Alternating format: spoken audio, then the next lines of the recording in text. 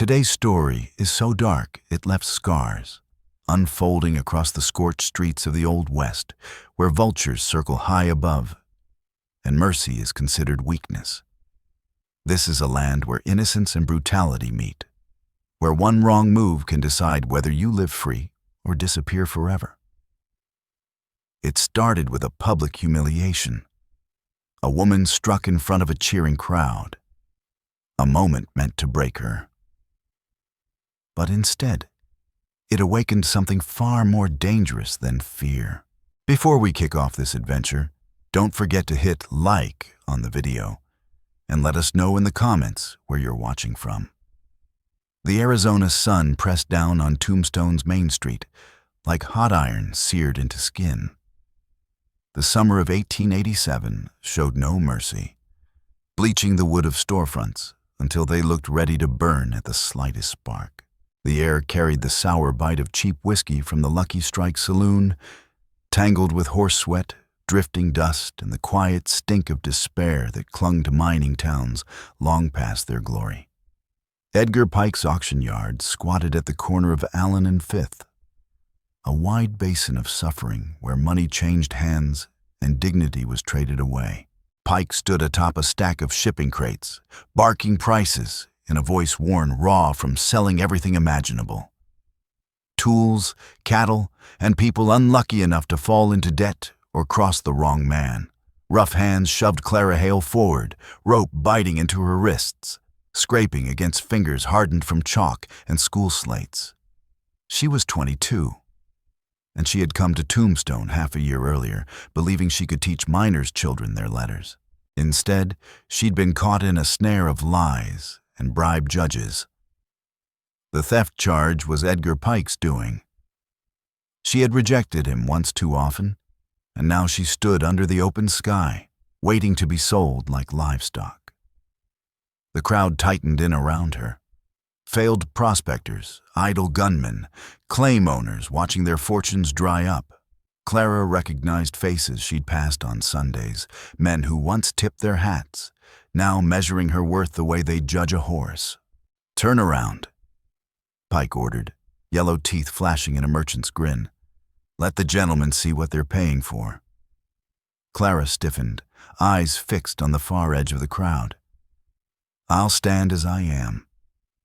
A murmur rippled through the yard. Women didn't answer back at Pike's auctions. Everyone knew that. "I said turn," Pike snapped, his voice cutting sharp as the Bowie knife on his belt. "And I said no." The slap came like a pistol shot.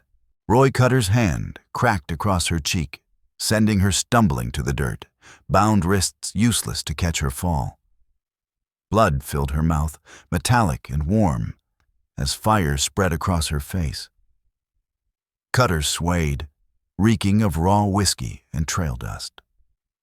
4 men at his back laughed, men with more ammunition than teeth. "Someone ought to teach this woman some manners," he slurred, lifting his hand again. The laughter died. A shape stepped out from the shadow of Halford's corner saloon, moving with the easy glide of smoke over water. The Apache warrior looked no older than 30, yet his eyes carried a depth that felt ancient. His clothing was traditional, but altered for war. Leather strengthened with steel, moccasins silent on packed earth. A Winchester rode easy in his hands, twin Colts resting in a rig that blended Apache craft with frontier steel. He spoke a single word. "Enough."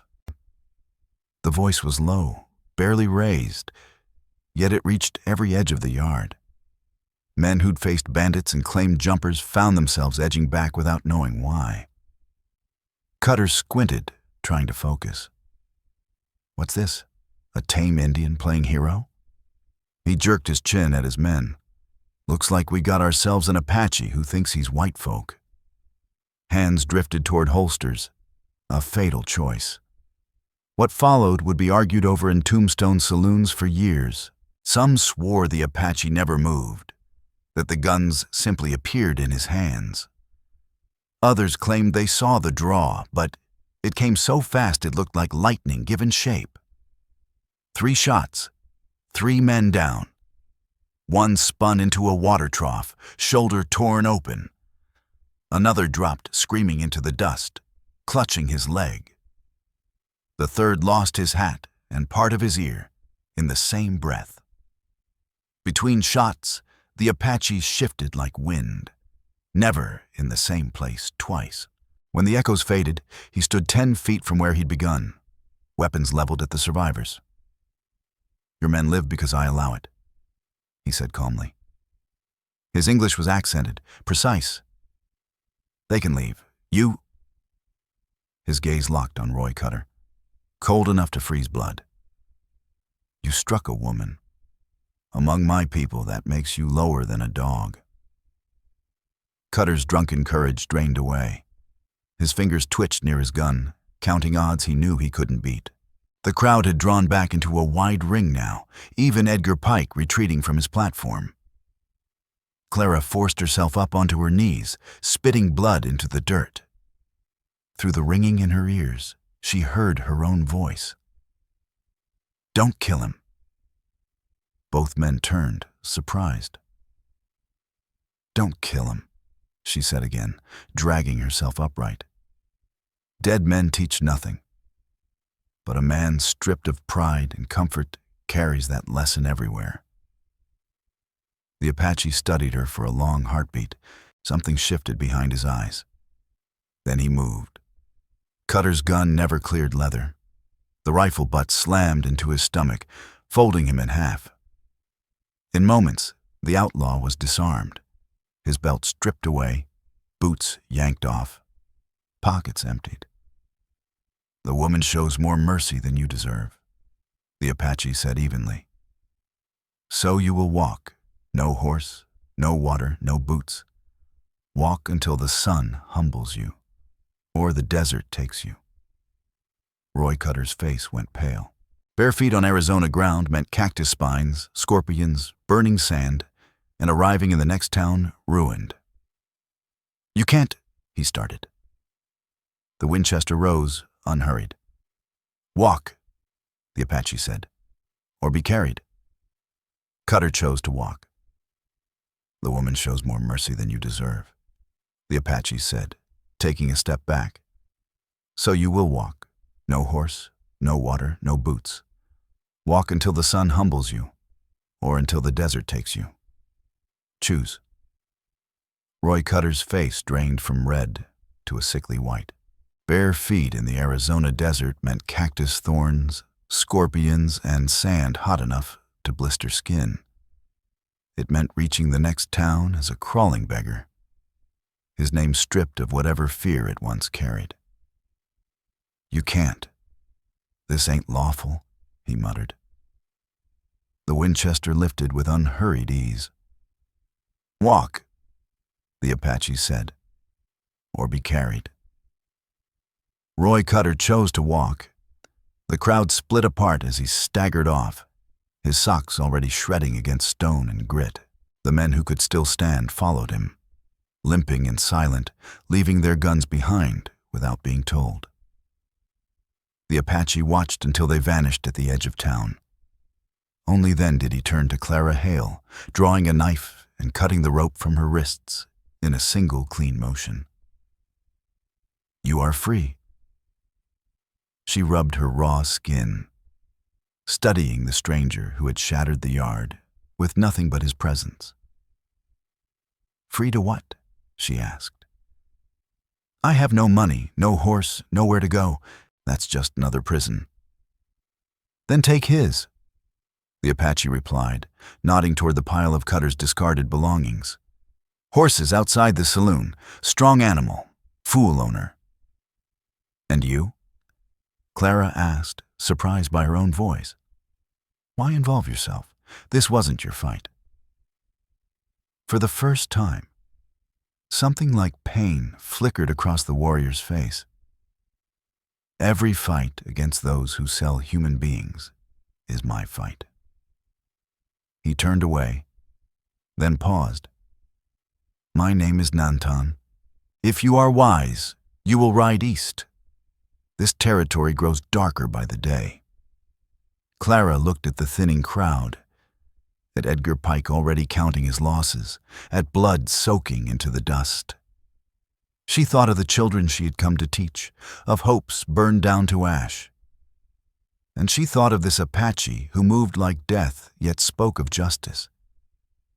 Or, she said, the words escaping before fear could stop them, I could ride with you. Nantan turned back, his expression unreadable. Overhead, turkey vultures circled in lazy patience. The sun crawled on, indifferent. Somewhere far off, a mission bell marked the hour. The auction yard lay empty now, except for them. A warrior driven by vengeance, a teacher searching for purpose, and the long shadows of choices, yet unmade, stretching across blood-darkened ground. Late afternoon light spilled over tombstone streets as Clara stood alone, her cheek still burning from Roy Cutter's hand. Blood lingered on her tongue, bitter as the truth settling in her chest. Freedom, she was learning, wore many faces, and not all of them promised rescue. Nantan had already started away, his stride steady, dismissive. Clara felt the weight of Cutter's coin purse in her palm, maybe $40 in mixed bills and coin. Enough for a few nights' meals, a bed, perhaps a stage ticket to Tucson, and after that, no school board would touch a woman who had stood on an auction block, innocence be damned. Wait, she called. Her voice carried, even through the swelling in her jaw. Nantan stopped but did not turn. I gave you freedom and means, he said. Use them well. Freedom to run? To hide?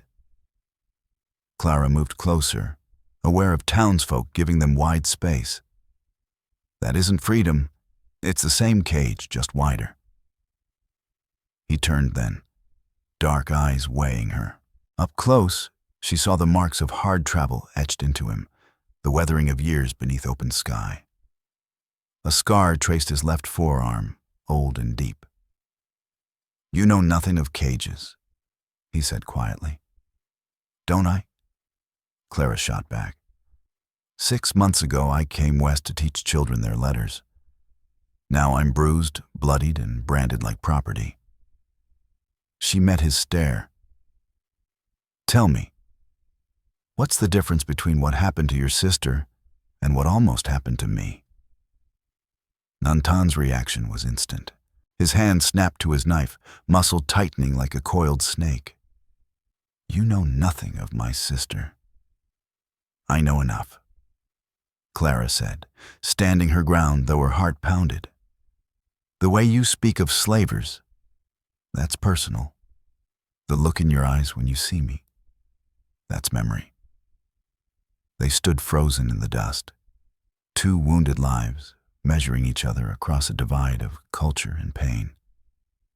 At last, Nantan's hand fell away. Her name was Ayanna, he said, the words torn from him like splinters. 14 summers old when the Comancheros took her, sold to silver mines in Sonora. He stopped, jaw tightening. By the time I found her, the mountain had already claimed her. A cave-in. They never even marked where the workers were buried. Clara felt the weight of his loss settle heavy in her chest, close to her own smaller griefs. I'm sorry. Sorry changes nothing, Nantan replied. Nantan turned toward the hitching rail where Roy Cutter's horse waited. A solid bay mare, well-built and steady-eyed. Take the horse, he said. Ride east. Leave this place behind. Then, without looking back, I ride south. I don't chase ghosts. He was already checking the mare's tack, fingers quick and sure on the worn leather. Not ghosts, he added. Men who trade in suffering. The Comanchero network still breathes. I follow its tracks. I break its chains wherever I find them. Clara Hale stepped closer, resting her hand on the mare's neck. The animal leaned into the touch, calm and trusting, far better cared for than its former owner deserved. "You're hunting Victor Varga," Clara said. Nantan's hand stilled. "You know that name."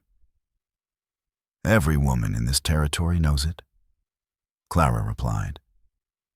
"Victor Varga makes widows and orphans. He sells anyone he can't ransom."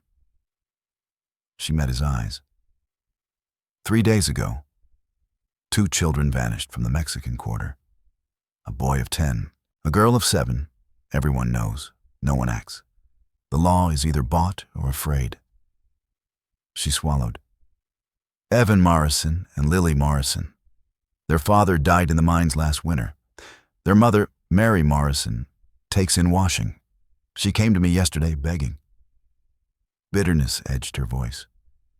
I told her to go to the sheriff. We both know how well trusting the law worked out for me. Nantan finished adjusting the tack and stepped back. This changes nothing. You are not prepared for what lies ahead. This is not a dime novel fantasy. It's war, he continued, flat and certain. Fought in shadows, paid for in blood. And what am I prepared for? Clara shot back. Teaching? They branded me a thief. Marriage? She gave a short, hollow laugh. What man would have me now? Factory work back east? She shook her head. I spent 6 months learning this land, every trail, every waterhole, believing knowledge would keep me safe. I was wrong about safety. But the knowledge remains. Knowledge is not ability, Nantan said. Can you shoot, track, move like death through Apache land? I can learn. Learning costs time. Mistakes cost lives, Clara answered. Mine and the lives of those I refuse to abandon. She took a breath, then played her final card. Then leave me behind. Ride south alone. And when you reach their camps, when you need someone who can pass as merchandise to get inside, when you need bait to draw them out. What then? Will you fight 20 men alone? Storm fortified ground like some legend carved into stone? Nantan's face did not change, but Clara saw it land true. He had been hunting alone, months, maybe years. How many chances had slipped through his fingers because he had no one who could walk where he could not? You think yourself clever, he said at last. I think myself desperate, Clara replied. The honesty surprised them both. Desperate with purpose is better than free without meaning, she went on. Those children are real. Evan, Lily, their mother's tears are real. The Comancheros leave no loose ends. Nantan warned. They kill witnesses. They erase threats. The trail leads through hostile ground to men who would use you in ways that make Edgar Pike's auction seem merciful. Then teach me how not to break, Clara said. Nantan studied her for a long moment, looking past the torn schoolteacher's dress and bruised skin to the iron beneath. You would truly risk this? He asked, knowing that when we find them, they may already be lost? Yes. Knowing you could die hard, far from any comfort? Yes. Knowing I offer no promise, except that I will hunt my enemies until my final breath? I'm not asking for promises, Clara said, squaring her shoulders. I'm asking for a chance to make my freedom matter. Nantan circled her slowly. Judging as a trader might judge a horse, but by different measures. He noted her steady hands, the way she held her weight, the resolve that kept her spine straight despite exhaustion. 3 conditions, he said at last. First, you are not my partner. You are an asset. I train you. I use you. When I give an order, you obey without hesitation. Questions come later. In the moment, my word is law. Clara nodded. Agreed. Second, we travel Apache way. Hard miles, cold camps, no comfort. You keep pace, or you're left behind. I understand. Third, when we find the children, if we find them, their lives come before vengeance. No scores settled until innocents are safe. That sounds like mercy, Clara said quietly. Nantan's mouth curved into something that was not a smile. Mercy is letting enemies live long enough to fear your name.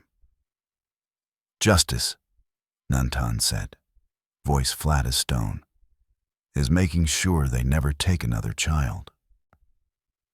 He let that settle, then turned to his own horse, a painted Mustang that looked like it had been cut from dusk and wind. From his saddlebags, he drew a gun belt, old but cared for, holding a converted Navy Colt.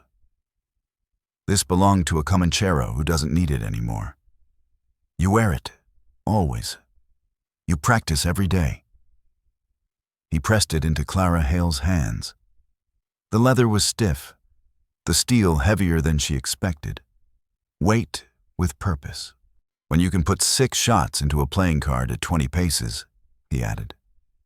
We talk about what comes next. Clara's throat tightened. When do we leave? Now, Nantan replied. Those children were taken 3 days ago. They could already be across the border. We ride to Contention City first. Pick up the trail where witnesses last saw riders heading south.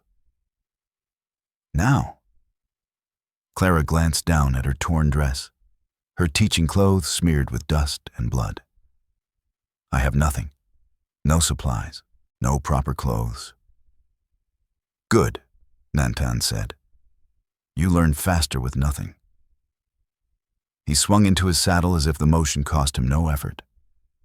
First lesson, everything you need, you take from the ones who'd harm you, or you pull it out of the land itself.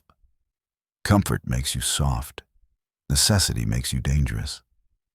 Clara wrestled the unfamiliar belt into place, finally settling it on her hips.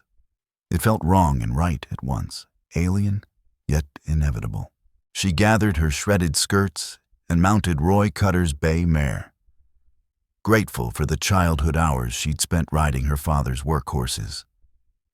As they turned toward the edge of town, Clara caught their reflection in a shop window. An Apache warrior in practical, modernized traditional gear, and a battered schoolteacher wearing a gunfighter's rig. 2 people tied together by purpose, not warmth. By need, not trust. One more thing, Nantan said as Tombstone's last buildings fell behind them. You asked to ride with me. Understand this. I hunt alone. I fight alone. I trust alone. You are a tool in this war. Maybe useful, maybe not.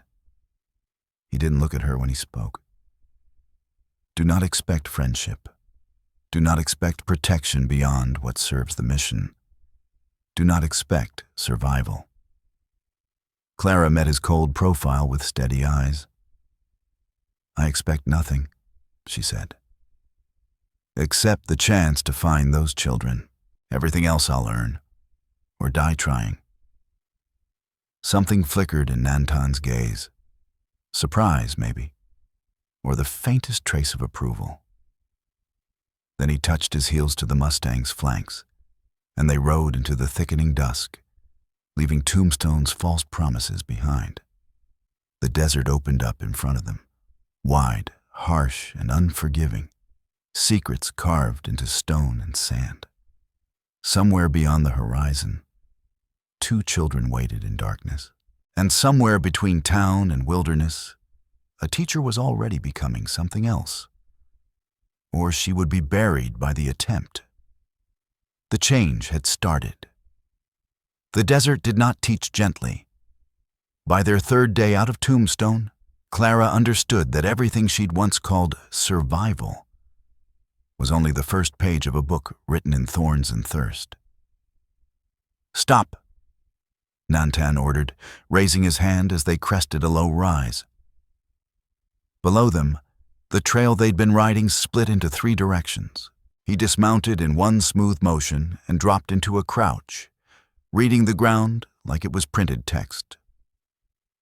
Clara stayed in the saddle at first, scanning the horizon the way he drilled into her. The land stretched out forever. Saguaro cacti standing like silent sentries, creosote perfuming the hot air with its sharp resin bite. Her dress, once meant for a schoolhouse, was now torn and stained from hard miles. She'd ripped away the lower hem for easier riding, piecing crude leggings from canvas traded at a way station. "What do you see?" Nantan asked without lifting his head. Clara slid down carefully, muscles aching, and knelt beside him. The first day she'd barely managed to stay mounted. Now she moved with growing confidence. Still rough, still learning, but no longer fragile. She studied the scuffs and prints in the dust. 3 riders, she said. Then she frowned. But the depth is wrong. 2 are heavier, loaded horses. 1 rides light. Nantan gave a small nod. Good. What else? Clara circled the sign, letting the lessons he'd hammered into her settle into her bones. The light rider's horse drags its left rear hoof. See the scrape? And these darker spots. She pointed. Tobacco spit. She glanced at another disturbed patch. The heavier rider stopped here, talked. The light one kept moving. How long? Nantan asked. Clara crouched lower, reading the softened edges where wind had worried at them. She tracked tiny lizard prints crossing one mark, but not another. 2 days, maybe less. The morning dew hasn't cycled enough to... 18 hours, Nantan corrected. See the spider web half built across that track? Wolf spiders hunt at night. They start at dawn. 1 night's work unfinished, and the disturbed earth is still darker beneath the top dust. Clara nodded, filing it away. Every correction was a knife sharpening her instincts. Every detail might be the difference between living and dying. So we're gaining, she said. Perhaps, Nantan replied. Or perhaps they want us to think we are. He stood, eyes moving across the 3 branching paths. Which way? That was new, him asking her. Clara studied the trails, forcing herself to think like the Comanchero network. The 2 heavy riders cut southeast, toward the border crossing at Skeleton Canyon. Obvious, predictable. The light rider headed west, into the Dragoon Mountains. Clara paused, working the logic through her head, feeling the gears click. If I were moving children, Clara Hale said slowly, forcing herself to think like her enemies, I'd keep them on the heavy horses, watched close. But if I were smart, I'd send a decoy the obvious way and move the real cargo through the mountains. Nantan's answer was a single, almost imperceptible nod. Nothing more needed saying. The dragoons offered cover, hidden water if you knew where to look, and a dozen ways to break pursuit. They swung back into the saddle and turned west, following the lone rider's trail into rising stone and shadow. The sun climbed, turning the desert into a kiln. Clara learned to ration water, to barely wet her lips while her throat burned. Comfort makes you weak. Necessity makes you dangerous. By midday, the first sign appeared. A child's ribbon snagged on a prickly pear, faded blue cloth, the sort a little girl might braid into her hair. Lily Morrison's? Clara asked, though she knew hope could cut as deep as despair. Maybe, Nantan said, dismounting to read the ground. Or bait. He pointed beside the hoof prints. Small tracks. They made the children walk for a while. Easier than lifting dead weight. Tired prisoners don't fight. The cold way he spoke of human cargo turned Clara's stomach. But she understood the truth beneath it. Emotion blurred judgment. If she wanted the children alive, she had to think the way their captors did. They pushed on through the heat. During brief stops, Clara practiced with the Navy Colt. Her shots were tightening, though still far from the playing card standard Nantan demanded. Calluses had formed along her palms from rains and steel. Her skin darkened under the sun, and the hesitation of a schoolroom life was slowly burning away. Toward evening, Nantan halted at a scatter of rocks barely offering shelter. "We camp here. Cold camp. No fire." Clara had come to hate cold camps. No coffee, no hot food, just jerky and hard bread washed down with warm water. But smoke traveled far in clear desert air. She tended the horses while Nantan ranged the perimeter, the work dividing itself without words. When he returned, Clara was practicing her draw, smoothing the motion he drilled into her again and again. "Your elbow drops," he said. "It gives you away." She drew 50 more times under his watchful eye, each correction sharpening the last. When her arm finally shook with fatigue, he waved her down. "Tell me about the Morrison children," he said, settling against a stone, rifle across his knees. The question caught her off guard. In 3 days, he'd spoken little beyond instruction. "Evan Morrison is 10, Clara said after a moment. "Bright as new copper. He could already read before I arrived. His mother taught him.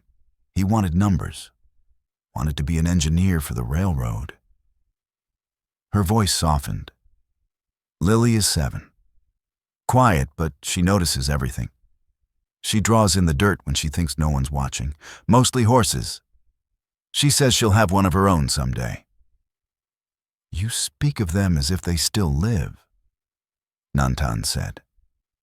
"They do," Clara answered without hesitation. "Until I see proof otherwise, they live." Nantan studied her in the thickening dusk. "That kind of hope can break you. And your kind of vengeance hasn't broken you?" The words escaped before she could stop them. His expression stayed still, but the air shifted. "I am already broken," he said. "That's why I can do what must be done." He looked at her steadily. "The question is whether you can break and still function, or whether you'll shatter when truth hits." "Then teach me how to break the right way," Clara said. For a long moment, he was silent. Then he spoke, voice distant. "When I was 12 summers old, Mexican raiders hit our camp. I hid among the rocks and watched them kill my uncle. Take my cousins." He stared into the dark. "My father found me hours later, frozen. He beat me, not from cruelty, but to teach. Fear that paralyzes is useless. Fear that moves you keeps you alive." He tapped the rifle lightly.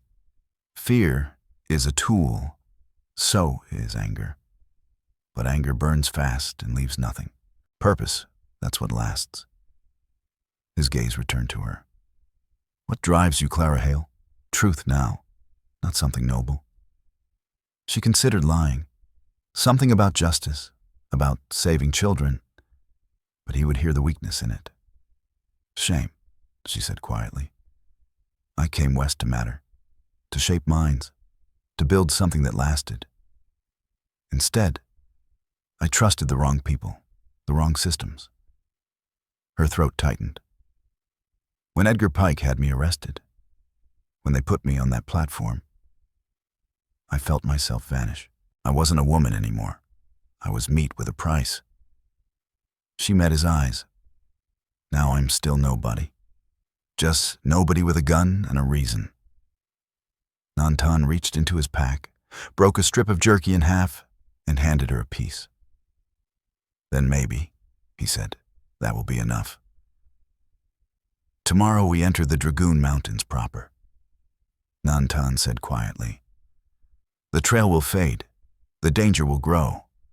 Apache bands still hunt these ridges. He let the words settle before continuing. Not all will welcome strangers, especially one of our own riding with a white woman. Mexican patrols cross the border when it suits them. The Comancheros have friends on both sides. Clara looked up from checking the loads on her Colt, a habit now burned into muscle memory.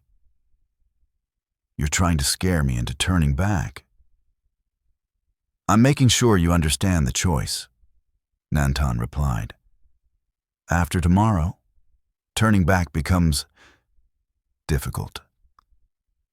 Clara snapped the cylinder closed and holstered the weapon. Those children are already in hell. The least I can do is try to reach them there. Nantan's gaze stayed on the darkening horizon. Hell has layers. You've only seen the first. They fell into silence as night claimed the desert. A coyote's howl drifted across the rocks, answered by another farther off.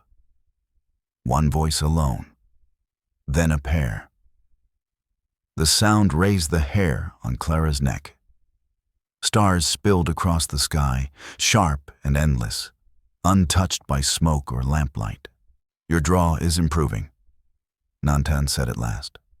But you still think too much. I'm trying not to die.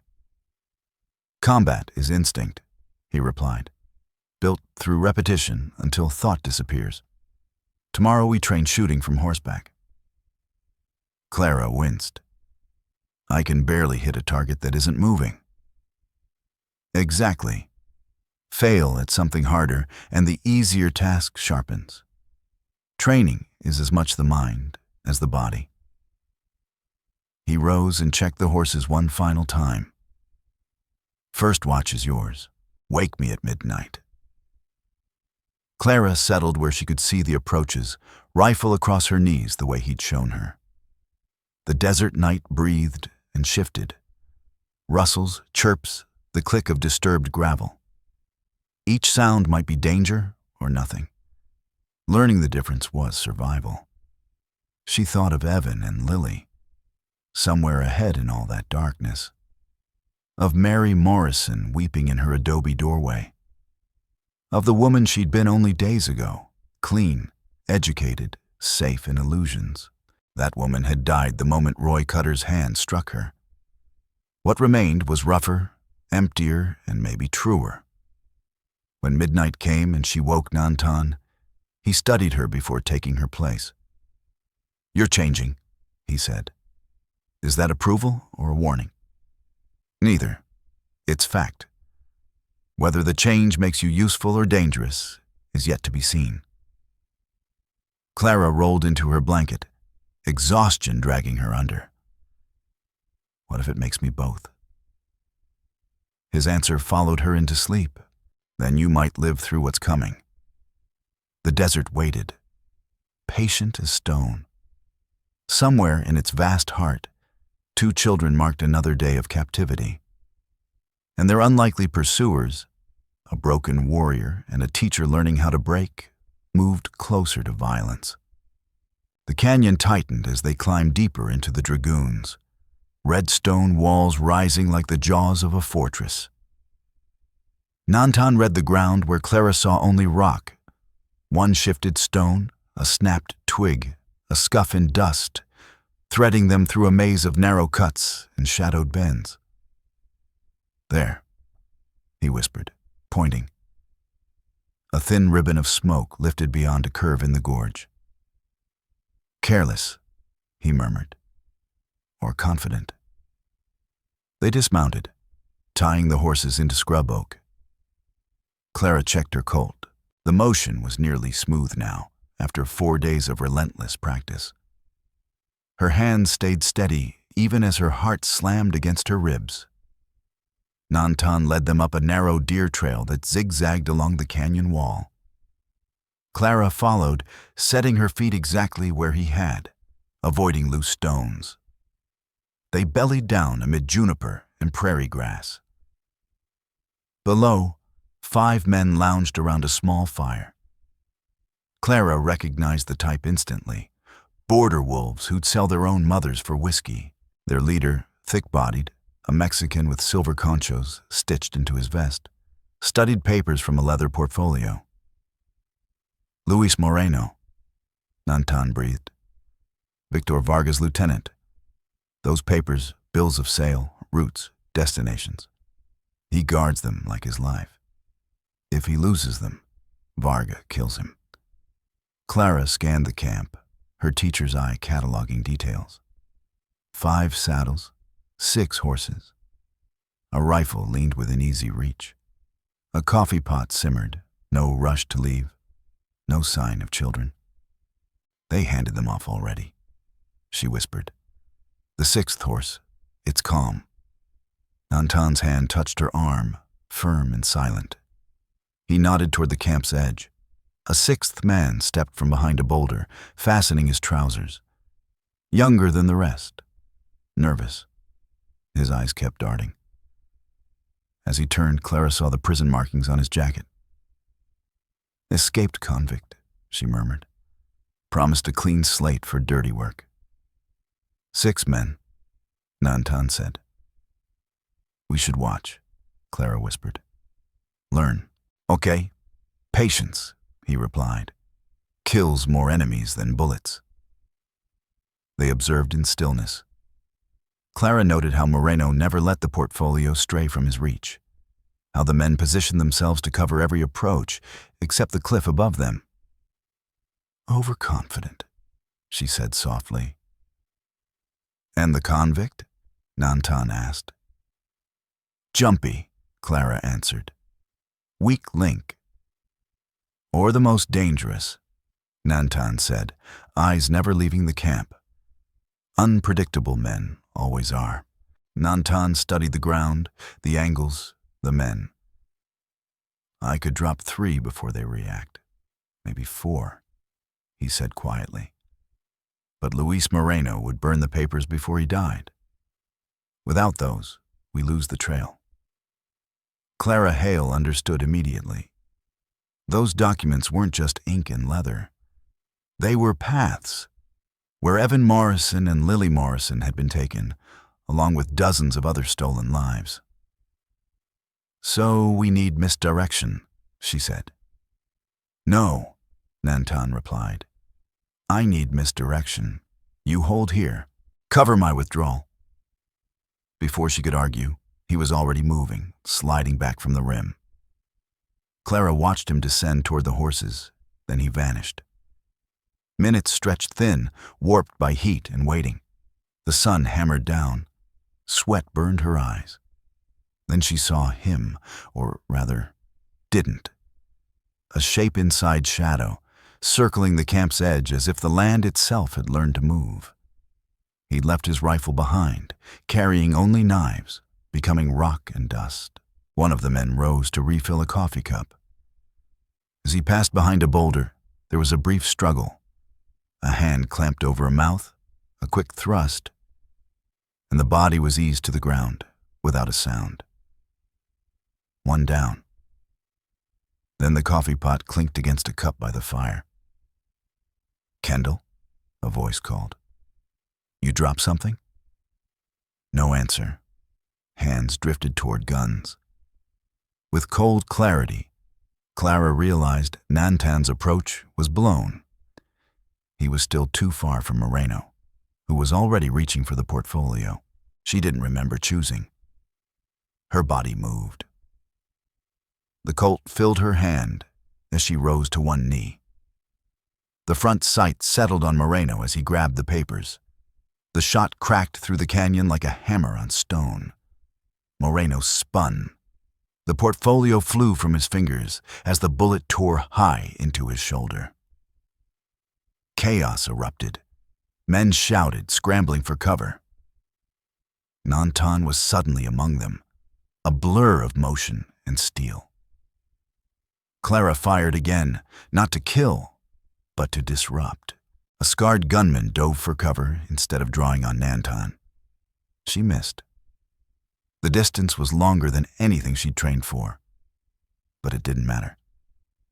Confusion spread. A rifle barked from below. Stone shattered inches from her face. Clara rolled left, firing blind to pin heads down.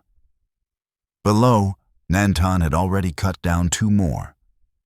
The last pair found cover and answered with wild shots. Her gun clicked empty. She fumbled for cartridges. Hands suddenly thick as bullets screamed overhead. Then she saw Moreno again, wounded, crawling toward the scattered papers as heat lifted them in the fire's updraft. "The papers!" she shouted. Nantan turned, but crossfire pinned him. Clara did the only thing left. She stood, fully upright, exposed. She ran along the rim toward a point directly above Moreno. Rifles swung her way. A bullet tugged at her torn skirt. Another sparked off stone inches from her boot. Her movement drew fire. Fire Nantan used, hurling a knife that buried itself in a man's throat. Clara skidded to a stop and dropped to one knee, just as she'd been taught. No time for care. She dumped spent shells, shoved fresh rounds into the cylinder, snapped it shut. Moreno was almost to the papers. She fired once, twice. Dirt exploded by his hand. He rolled, dragging a hideout pistol from his boot. Their eyes met across 30 yards. His burned with pain and fury. Hers held nothing but intent. They fired together. Moreno's shot went wide, his wounded shoulder betraying him. Clara's did not. The Comanchero lieutenant collapsed, red spreading across his chest.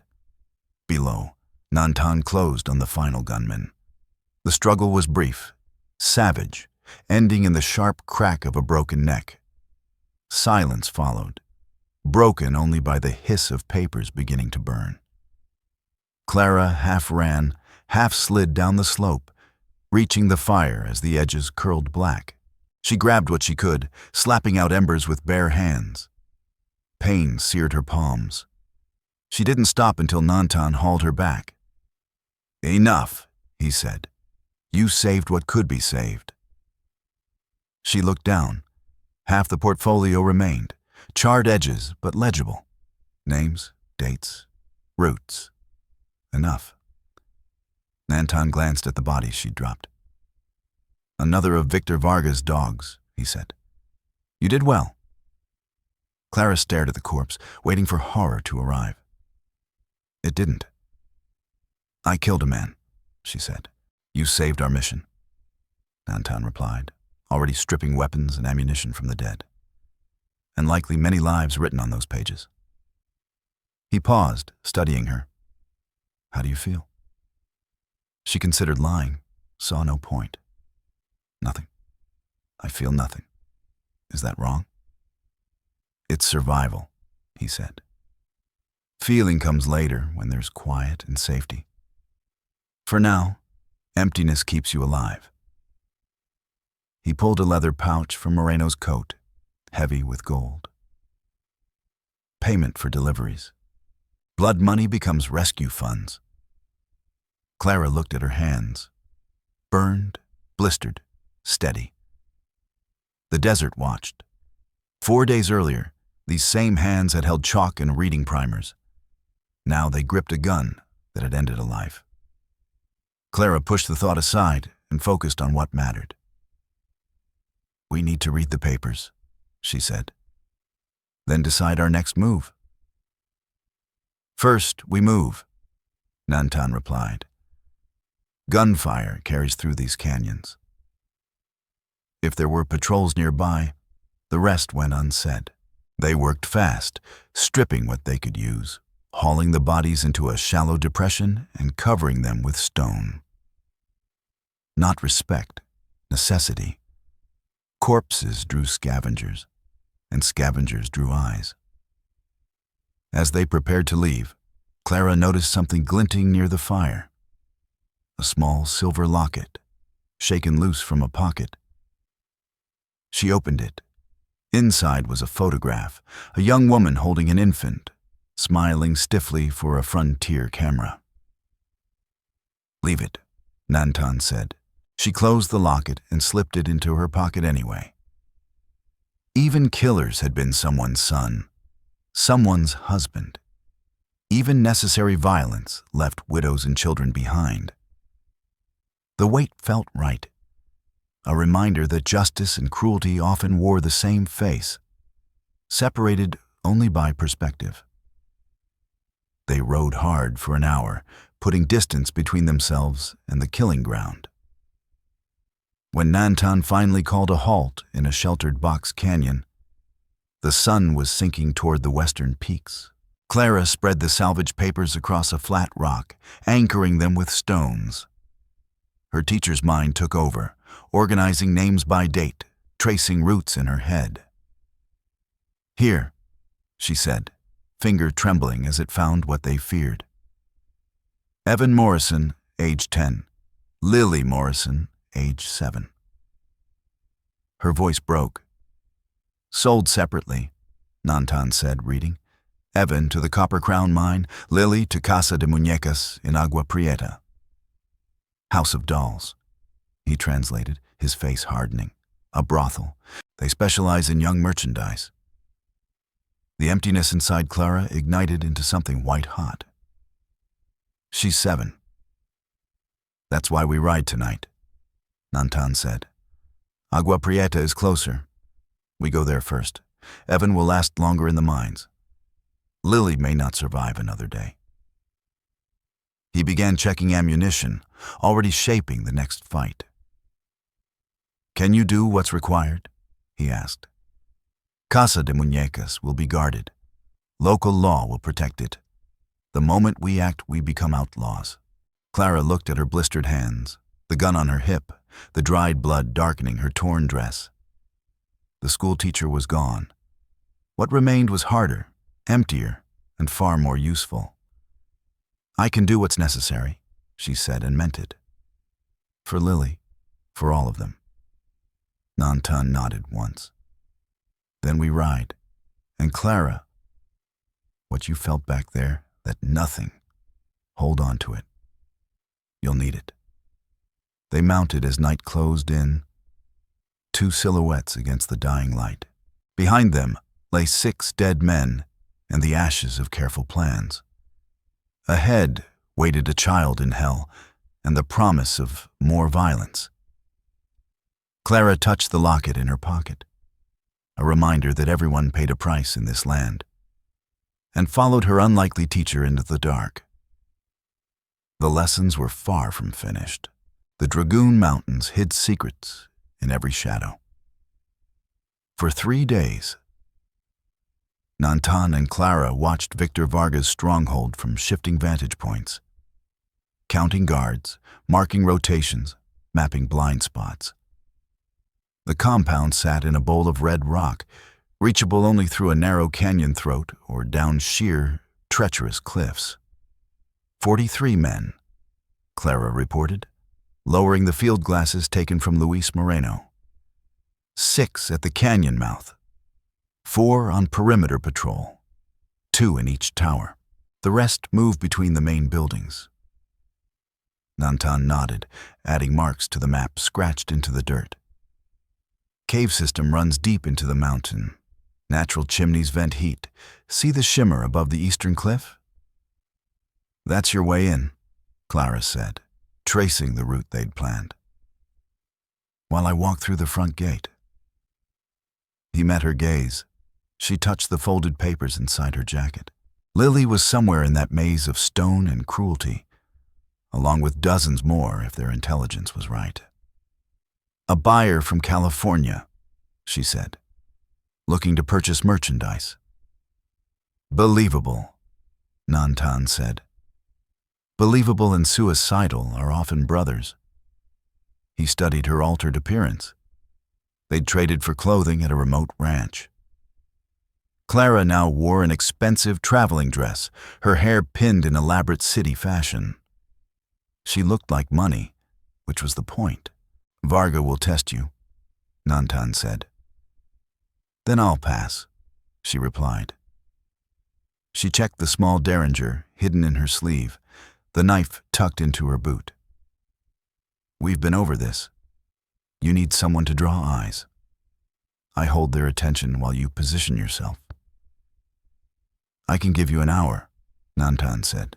Maybe 2. Once I'm inside the caves, I'll need 30 minutes to reach the holding areas. Clara nodded, steady now. Somewhere ahead, Lily waited. And this time, Clara Hale was coming for her. If the prisoners are where we believe, Clara Hale said, recalling the interviews she'd conducted in their whispers and back rooms, then the stories all line up.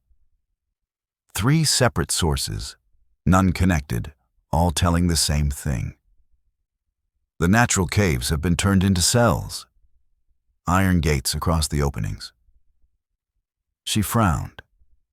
The question is whether the keys are kept in one place or... A dust plume on the horizon cut her off. Riders. Coming in from the south. A supply wagon with an armed escort.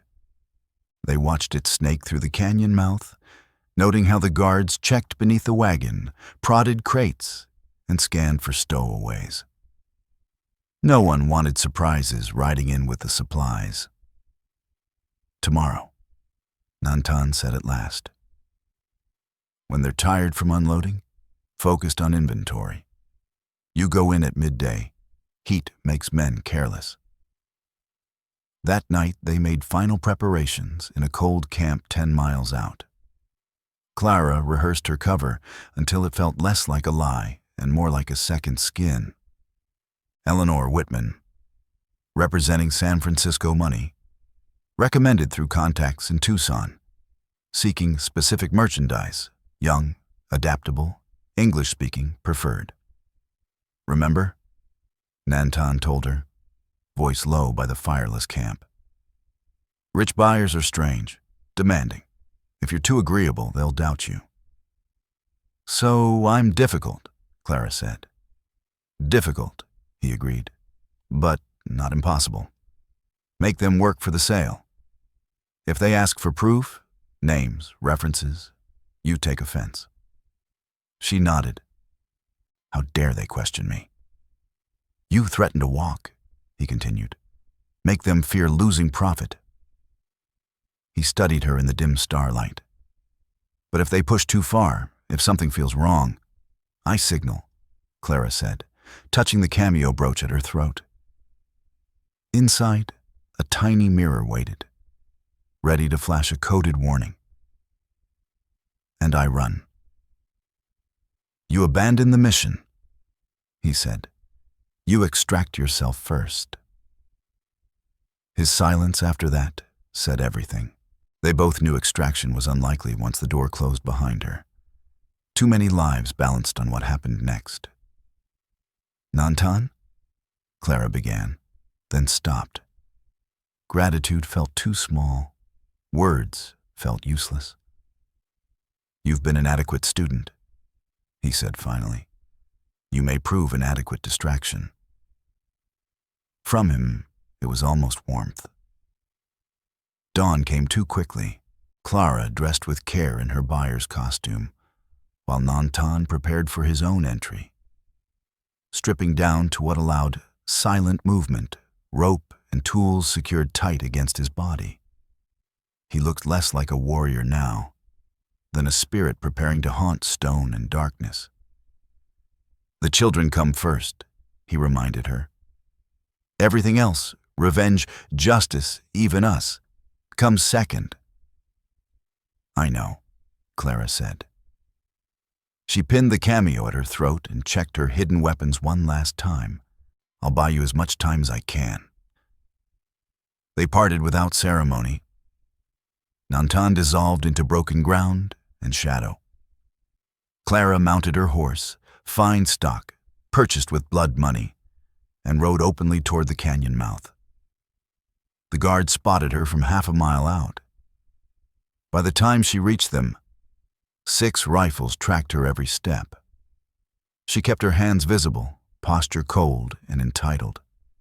Every inch the wealthy buyer. That's close enough, Senora, the lead guard said, his English rough but clear. State your business. My business is with Victor Varga.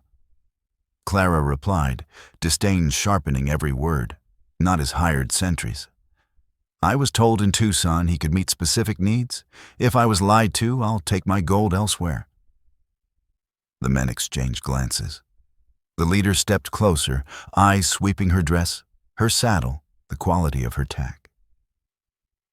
Your name? Eleanor Whitman, and you're wasting my time. She sniffed. I've ridden 3 days through this godforsaken wilderness on promises of discretion and quality. Instead, I'm questioned by men who smell like tequila and yesterday's beans. One guard snorted before catching the leader's glare. The balance shifted. She'd seized it early, make them react to her. Wait here, the leader snapped, sending a runner toward the compound. Senor Varga will decide if he sees you. He will, Clara said calmly. She produced a small leather pouch and let the gold speak for her. Men like Varga always heard that sound. 20 minutes crawled by before the runner returned, whispering urgently. Whatever he said changed everything. Rifles dipped, backs straightened. Senor Varga will grant you an audience, the leader said, but you leave your weapons here. Clara laughed, light and mocking. Do I look armed to you? She tilted her head, though if your employer fears a lone woman. She let the insult linger. They searched her anyway. Thorough enough to satisfy procedure, careless enough to miss the derringer sewn into her sleeve and the blade hidden in her boot heel. They found the obvious knife in her saddlebag, which she surrendered with theatrical annoyance. Then the gates opened, and Clara Hale rode into the lion's den. The ride through the compound revealed more than Clara's distant watching ever had. Up close, she saw the fear burned into the workers' faces, the lazy cruelty of the guards, the way suffering had been organized, normalized, made routine. This wasn't merely a criminal outfit. It was an industry built on pain. Victor Varga received her in what passed for luxury inside the fortress. A natural cave widened and polished into a grotesque parody of refinement. Turkish rugs thrown over bare stone, crystal decanters catching torchlight atop rough-hewn tables. Varga himself looked like a merchant who had grown soft on profit, thick around the middle, but his eyes were sharp and predatory. Senora Whitman, he said, not bothering to stand. You come highly recommended. Please sit. Tell me what brings a woman of taste to my modest operation. Clara took the chair, smoothing her skirts with deliberate care. Hardly modest, Senor Varga. Your reputation travels far, even to San Francisco, where certain tastes require discretion. And which appetite brings you to me? He asked. She let calculation flicker across her face. My employer has very specific preferences. Young, innocent, English speaking is essential. He enjoys conversation with his companions. She paused, measuring him. I'm authorized to purchase up to 3, assuming the quality justifies the price. Varga's eyes gleamed. Quality is never a concern here. Age range? She pressed. 8 to 12, he replied smoothly. Younger brings complications. Older becomes resistant to training. The words tasted like ash, but Clara delivered them with the practiced indifference of a buyer. I understand you recently acquired new stock. Perhaps, Varga said, though my finest merchandise rarely stays long. Demand is strong. Then let's discuss specifics. Clara said, leaning in. I didn't ride this far to leave empty-handed. As Varga launched into his pitch, Clara caught movement at the edge of her vision. A shadow where shadow didn't belong, sliding along the eastern cliff face. Nantan was inside. Now all she had to do was keep Varga talking, keep his mind on profit instead of security. While somewhere deep in this maze of stone and misery, children waited for a rescue that might come too late. The negotiation had stretched past an hour when the first blast rattled dust from the cave ceiling. Varga's calm fractured. He surged to his feet, hand flying to the pistol on his hip. What was that? Clara let controlled alarm enter her voice. Is this some kind of... A second explosion cut her off, closer now, followed by the unmistakable crack of rifle fire. Through the cave mouth, guards abandoned their posts, running hard toward the eastern perimeter where smoke boiled upward. Apache! Varga snarled, though doubt flickered behind his anger. They test our defenses sometimes. It's nothing. The ammunition depot erupted. The concussion hurled Clara from her chair, her ears screaming. Varga slammed into his desk as the mountain itself seemed to convulse. Outside, shouted orders dissolved into panic. Discipline collapsed into chaos. Clara scrambled up, playing the terrified buyer. I'm leaving. This isn't what I agreed to. No one leaves, Varga snapped. His pistol was fully drawn now, not aimed at her, but unmistakably present. Not until I know what's happening. Guards! 2 men burst in, dust-streaked and wide-eyed, shouting rapid Spanish. Clara caught enough. Multiple breaches, fires spreading, water barrels destroyed, the east tower down. Nantan had stopped being an infiltrator and become a catastrophe. Find him! Varga roared. 20 gold pieces for the Apache's head. The guards bolted, leaving Varga alone with his personal brute. A scarred giant named Briggs. Varga's gaze slid back to Clara, naked suspicion in his eyes. Strange timing, Senora.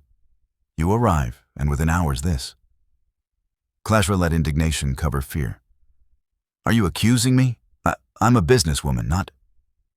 Another blast shook the chamber. I demand safe passage out of here. You demand? Varga laughed, short and ugly. You'll stay exactly where I... Gunfire exploded just outside the cave.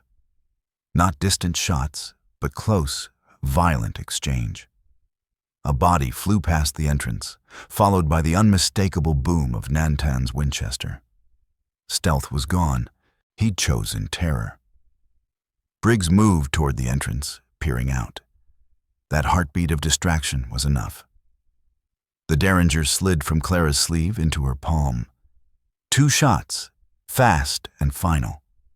The first punched into Briggs's kidney, spinning him. The second tore through his throat. He collapsed, hands clawing uselessly at the blood pouring out. Varga barely twisted aside in time. Clara's thrown knife slashed his cheek instead of taking his eye.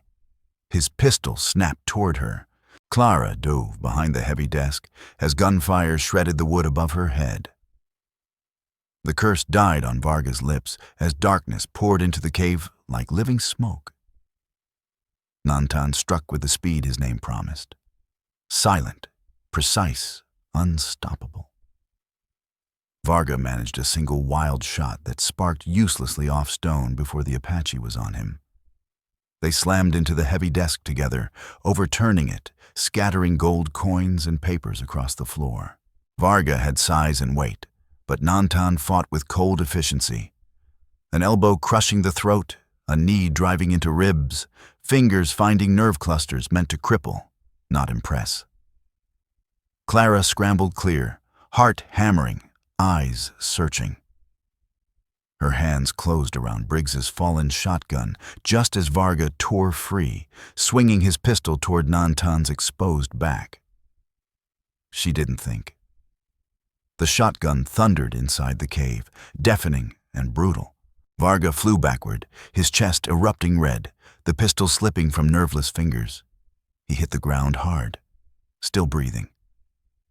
Blood bubbled at his lips as he stared up at Nantan with undiminished hatred. You... You think this ends anything? He rasped. There are dozens like me. Hundreds. The trade goes on. The children will. Nantan's knife ended the sentence, and the man, in one clean, merciless motion. Silence rushed in, broken only by distant shouting and the crackle of spreading fire. Clara lowered the smoking shotgun. Her hands were steady to her own surprise. The children, she said. Are they already moving? Nantan replied, wiping his blade on Varga's ruined jacket. 23 total, heading to the rally point. Lily Morrison is with them, shaken but unharmed. Relief hit Clara so hard, her knees nearly gave out. And Evan? Still at Copper Crown, Nantan said. But we have a larger problem. He gestured toward the chaos outside. The noise of fighting was shifting, organizing. Varga's men will regroup once they realize he's dead. We have minutes. They moved fast, ripping through Varga's papers. Maps, names, routes, ledgers that charted suffering like inventory. Clara stuffed what she could into a saddlebag, while Nantan wired the cave with explosives taken from the depot. This won't end it, Clara said quietly, echoing Varga's final boast. No, Nantan agreed, striking the fuse. But it sends a message, makes the next Varga sleep lightly. Sometimes fear is all we can give them. They ran. Clara stumbled in her fine dress, breath burning, Nantan hauling her upright without breaking stride. Behind them came shouts. Then the discovery of Varga's body. Rifles cracked. Bullets screamed off stone. The cave detonated as they reached the narrow defile. Rock and fire blasting outward, sealing the passage and buying precious time. But Clara could hear pursuit forming. Men who knew how to fight, not just terrorize. The children, she gasped as they climbed. Apache scouts have them, Nantan said. They'll reach San Bernardino Mission by dawn. He shoved her up a near vertical scramble. We go another way. They'll follow us, not the children. They broke onto a high ledge as the sun kissed the western peaks. Below, the fortress burned in patches, men scattering like ants from a broken nest. Without Varga's iron hand, the operation would fracture. Some fleeing, others clawing for scraps. Their horses waited where hidden. They mounted and rode hard, not east toward safety, but south, laying a deliberate trail, drawing danger away from 23 saved lives. Miles blurred into cactus and stone. Clara's elegant dress was shredded, her pinned hair collapsing into wild tangles. When Nantan finally called a halt in a narrow box canyon, she nearly slid from the saddle. You did well, he said. Closest thing to praise he'd ever given her. The plan was always meant to collapse, Clara realized aloud. You needed chaos to cover the extraction.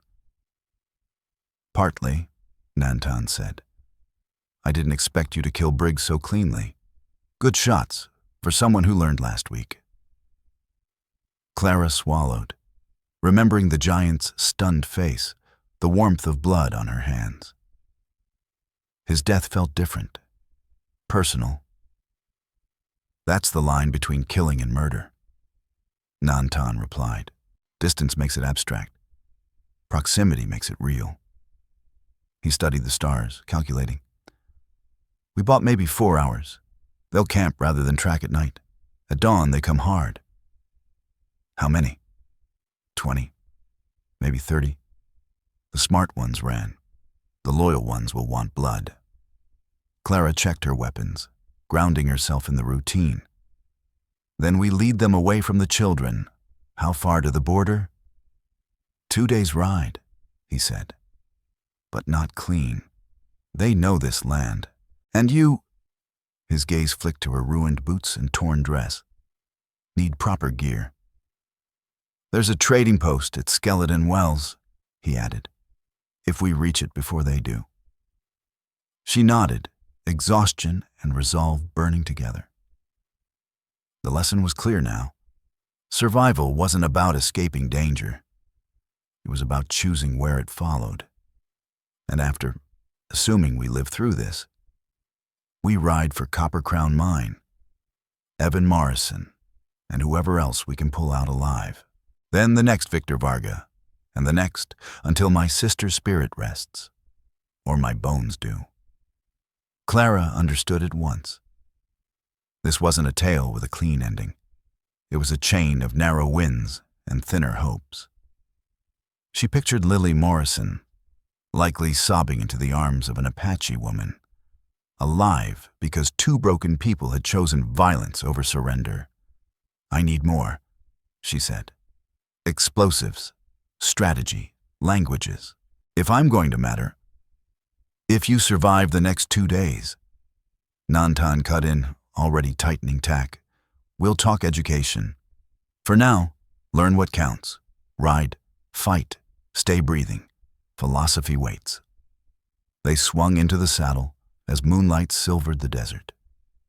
Behind them, smoke still bruised the sky where Varga's empire smoldered.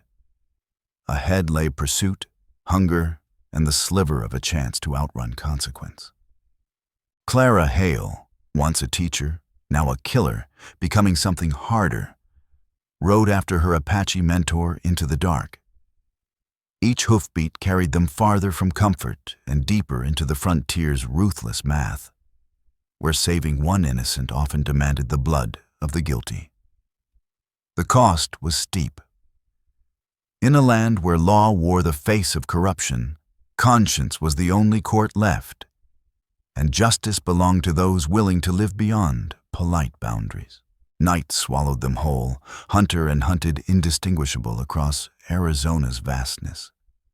Somewhere behind, men sharpened vengeance. Somewhere ahead, a boy labored underground, waiting for a rescue that might never come. Between those points, two allies rode on, burdened by both the saved and the dead. Dawn stripped the truth bare. Dust plumes rose behind them, closer than Nantan had judged. They'd ridden all night, but the horses were spent, white foam flecking muzzles despite careful pacing. Nantan pointed. There. A clutch of buildings shimmered out of the heat. Skeleton Wells. We trade horses. Resupply. He broke off. Riders appeared from behind the post, not their pursuers. 6 men fanned out in a half circle, neatly sealing escape. Trap, Clara breathed. Varga hadn't missed this angle. Bounty men, Nantan said quietly. Word moves fast. His hands hovered near his weapons, odds flickering across his eyes and coming up short. When I move, he murmured, you break left. There's a wash. No. Clara surprised herself with the steel in her voice. We don't split. Not now. We started together. The lead hunter edged closer, careful to stay beyond clean pistol range. Clara knew the breed. Professional manhunters who sold Apache's scalps for Mexican gold and never asked whose blood they spilled. That's close enough, Caleb Thornton, Nantan called. The hunter grinned, teeth stark against sun-leathered skin. Heard you've been stirring nests, Nantan. Varga's boys are offering 1,000 gold for you. 500 for the woman. Only 500? Clara said. I'm offended. Thornton's grin widened.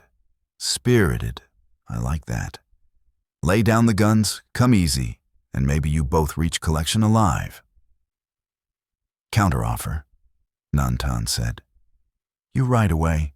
We forget this. Can't, Thornton replied. Business hard now. You cost me money freeing Apache boys last spring. Time to square accounts. The air stretched tight as wire.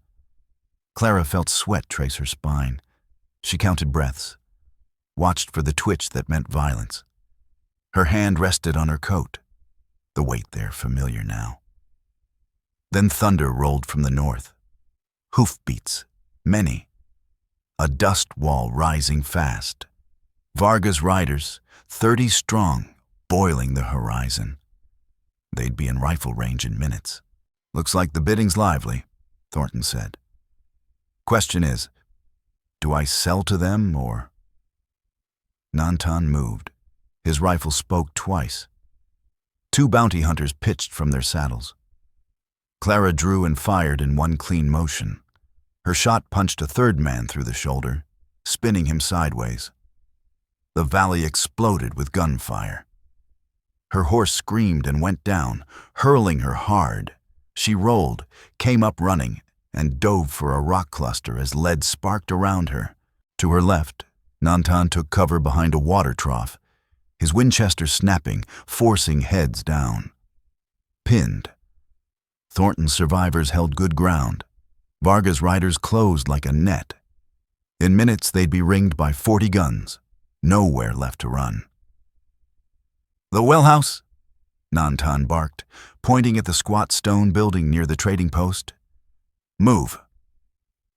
Clara Hale broke from cover, zigzagging the way her father once taught her to dodge a charging bull. A round tore at her sleeve. Another spat sand at her boots. She burst through the door with Nantan on her heels. Inside, the air was cool and damp, heavy with the smell of old stone and trapped water.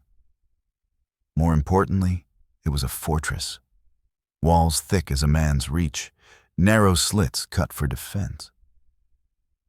"They'll starve us," Clara said, slamming cartridges home with shaking fingers.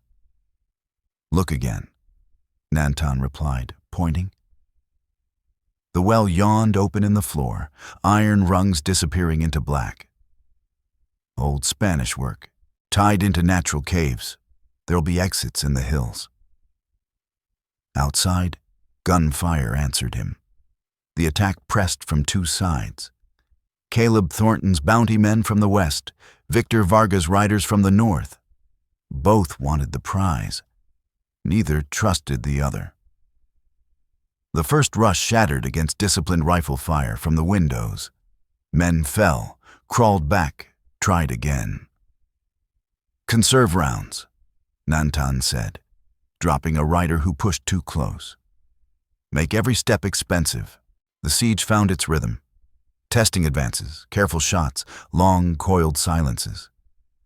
Clara lost all sense of time, reduced to her window, her sights, the clean mechanics of aim and fire. Then she smelled it. "Smoke," she said. "They're burning us out." Brush crackled outside. Black clouds poured through gaps in the door.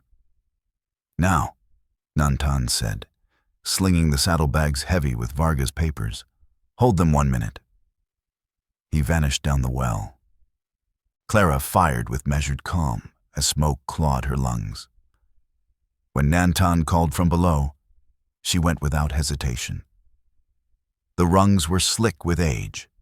She climbed blind, guided by touch, until hands caught her waist and set her on stone. Above, shouts flared as the attackers discovered the escape. "Run," Nantan ordered. They splashed through knee-deep water, racing a twisting passage that bucked and doubled back. Voices echoed behind them as pursuers dropped into the well. Darkness swallowed everything but the faint strikes of matches Nantan lit sparingly, just enough to avoid dead ends.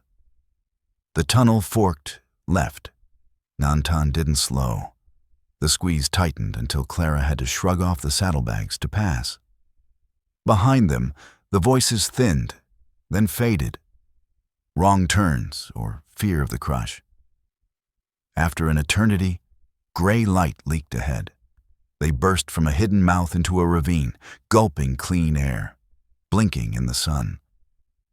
Past noon. They'd been underground for hours. "Listen," Nantan said. "Nothing. No shots. No shouts." They climbed out to a ridge. Skeleton Wells was a smear of smoke on the horizon. Their horses were gone, most supplies lost. "But we're alive," Clara said. "Now what?" "We walk," Nantan replied, scanning the land. "Water, shelter. Another day. There's a stage route 12 miles south." He stopped. Hoofbeats. They ducked behind a rockfall, weapons ready. The rider that crested the rise wasn't what they expected. A boy, maybe 14, on a lathered pony. Apache features, a mix of traditional and Mexican dress. He slid down, hands open. "Nantan," he called in accented English, "I bring word from the mission." "Taza. The children you freed, they are safe. All 23. Blessed by Father Coleman. Fed and sheltered." Relief hit Clara so hard she had to steady herself. "And Lily Morrison?" she asked. 7 years old, brown hair. Taza smiled. "She asks for the lady teacher who saved her. Says to tell you she still wants to learn her letters." Clara broke. The first tears since the auction block, through blood and fear and becoming someone she never meant to be. Something clean had survived. "There's more," Taza said. "The territorial papers carry news. The governor offers reward for information about the attack on Varga's compound." He glanced at Clara. "They say a school teacher from Tombstone died in the raid, Charlie Rivers, killed by bandits while negotiating for captured children. They call her a hero." Clara looked at Nantan. "I'm dead." He nodded once. "A useful lie. Charlie Rivers, the teacher, is gone." He met her eyes, steady and unflinching. "What you become next, that is your choice." She weighed it carefully. No more warrants. No more invented charges. A blank future if she wanted one. She could head east, put distance between herself and bloodshed, take a new name that never tasted of gunpowder.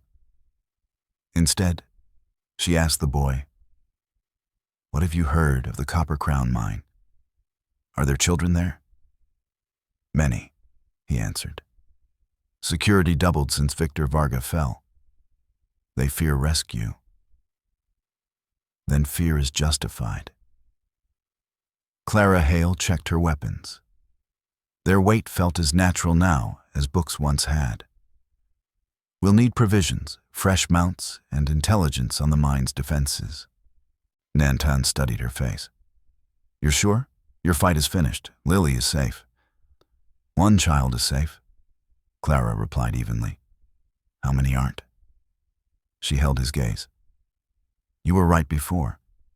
This isn't a tale with an ending. It's a calling." The boy offered his pony and what supplies he carried. As they turned south, Clara glanced back toward Skeleton Wells, where smoke still smudged the sky.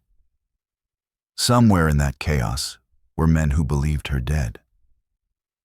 Let them.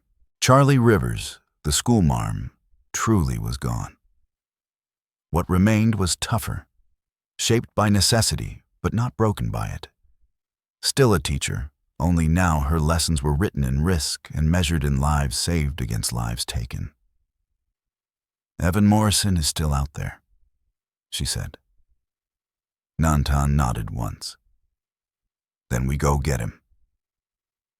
They walked into the desert afternoon, two figures against the immensity, bearing a strange, hard-earned justice.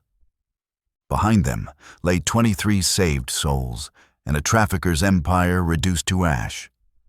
Ahead waited more children in darkness, more choices between mercy and blood, more reckonings where law failed and conscience alone endured. Charlie Rivers was dead. What lived on had no single name yet. But it had purpose, and on the frontier, that was enough. Autumn wind later carried dust down Tombstone's Main Street, swirling around the abandoned auction platform where Edgar Pike once sold human misery. 2 years had passed since a drunken outlaw's slap set everything in motion. The planks were split in sun bleach now, surrendering slowly to the desert. Pike fled to California within days of Varga's fall, leaving debts and questions no one bothered to chase. The Lucky Strike still poured rot-gut whiskey. But patrons spoke in lowered voices about the night the balance shifted, stories swelling with each telling until truth blurred into legend. In the territorial capital, papers ran columns about an Apache ghost haunting the borderlands. They wrote of emptied slaver camps, shallow graves, children appearing at mission doors at dawn. A shadow war, beyond badge and statute. Some called him a hero, others a terrorist. All agreed he was dangerous. They rarely mentioned his counterpart. The woman who moved like smoke among towns and trails, gathering facts, stitching rescues together, building a quiet network from Texas to California. The dead schoolteacher had become something more useful, a name that could walk in daylight or disappear at night. Clara stood now in a small adobe house in Benson, watching Lily Morrison practice her letters. The girl's tongue peeked out in concentration as she shaped each line. 9 years old, healthy, safe, living with the Coleman family, who loved her as their own. Very good, Clara said softly. She wore practical clothes now, a split riding skirt, solid boots, a gun belt resting easy on her hips. Desert sun had browned her skin. Fine lines traced her eyes from distance and glare. "Will you stay for supper, Miss Rowan?" Lily asked. Kate Rowan, one of several lawful names Clara carried now, supported by careful papers and sympathetic clergy. "Not tonight. I have business south." She smoothed the girl's hair. "I'll be back next month. Keep practicing." Outside, Nantan waited with the horses. 2 years had touched gray to his temples, but his movement remained precise, economical. They had become an efficient pair. He the blade, she the mind that guided it. "Report from Sonora," he said as they mounted. "Railroad crews using child labor. Officials paid to look away." "How many?" 20 at least, maybe more."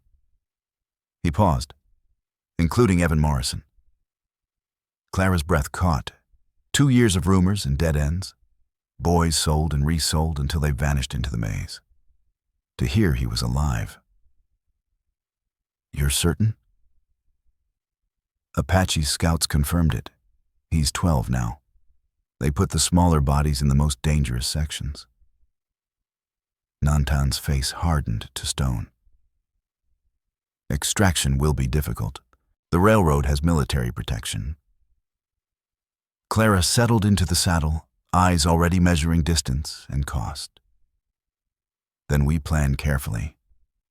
And they rode south, back into the work that never truly ended. Then they would get creative. Clara Hale was already planning, her mind sorting contacts and leverage the way it once sorted lesson plans. "The Pinkertons owe me favors," she said. "And a Tucson editor wants proof of railroad corruption." Gunfire cut her off. Shots cracked from the ridge above town. They reacted without thinking, spurs in, horses lunging for cover as bullets sparked off stone. 6 riders charged downhill at full gallop. Not slavers, worse. Clara recognized the lead man instantly, from old wanted broadsheets. "Wade Thornton," she breathed. Brother to Caleb Thornton, the bounty hunter they'd killed at Skeleton Wells. He'd sworn blood vengeance, spent 2 years hunting them, and now he'd found them. "Split up," Nantan ordered, cutting left. But Clara had learned different lessons. She wheeled right, then snapped back hard beneath Thornton's line of fire. Her revolver filled her palm. Muscle memory took over. 2 shots. 2 riders fell. All the hours of practice, the endless repetition, collapsed into moments of lethal clarity. Nantan's Winchester answered from the opposite flank, its rhythm precise and unforgiving. Thornton's men, expecting frightened prey, found themselves trapped between two seasoned killers. It ended fast. When the smoke thinned, only Thornton remained, gut shot, bleeding into the dust. Clara stood over him, no trace left of the woman who'd once trembled on an auction block. "You killed my brother," he rasped. "Your brother sold people," she said calmly. "So did you." She turned away and left him to die alone. Mercy for the merciless was a luxury she no longer carried. Nantan was already moving through the bodies, collecting ammunition, money, anything useful. Routine now. Necessary. They rode south without discussion, leaving the dead to scavengers. Behind them, Lily Morrison practiced her letters in safety. Ahead, Evan Morrison still labored in chains.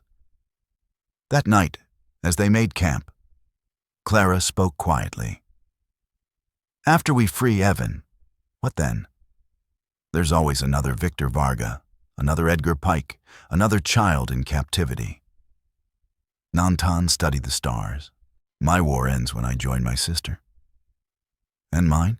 she asked. "That is yours to decide," he said. "You've paid your debt many times over." Clara thought of the network she'd built. Safe houses, sympathetic lawmen, former outlaws who'd found purpose. She thought of the children already saved, and the ones they'd failed to reach. "Some wars aren't meant to end," she said finally. "They're passed on, hoping the next generation does better." He glanced at her. "Philosophy. From you. You said it would come later," she replied, a faint smile touching her mouth. "It's later." They sat in silence, fire low, two damaged souls bound by a shared war. Tomorrow would bring violence, always violence. But tonight, there was peace in knowing their choices mattered. Across the frontier, whispers spread.